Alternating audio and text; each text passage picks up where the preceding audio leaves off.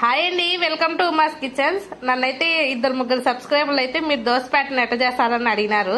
అందుకని వాళ్ళ కోసం అయితే చేస్తున్నాను. ముందుగా అయితే స్టోర్ బియ్యం వచ్చేసి, స్టోర్ బియ్యం అంటే రేషన్ బియ్యము. రేషన్ బియ్యాన్ని వచ్చేసి 4 పావులు తీసుకున్నాను. 1/4 కేజీ కంటే కొంచెం తక్కువ ఉద్దిబేలు తీసుకొని బాగా కడిగేసుకొని 3-4 గంటలు అయితే నానబెట్టేసుకోవాలి.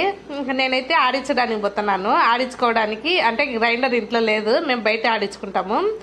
దానికైతే ఫస్ట్ ఎత్తుకోబెట్టేటప్పుడు నీళ్ళని వంచేసేసి రైస్ అయితే వేసినాను. రైస్ మన ఇష్టము, రైస్ కానీ బొరుగులు కానీ అటుకులు కానీ ఏదైనా వేసుకోవచ్చు. ఏది వేసినా సేమ్ అట్లే ఉంటుంది. నేనైతే రైస్ ఉందనేసి రైస్ వేసేసినాను. మెంతులు కూడా వేసుకోవాలి. మెంతులు వేసుకుంటే దోశ అయితే ఎర్రగా బాగా వస్తుంది. కానీ మెంతులు లేవని నేనైతే వేయలేదు. చూడండి దోశ పిండి అయితే ఎలా ఆడించుకొచ్చాను, బాగా మెత్తగా వస్తుంది.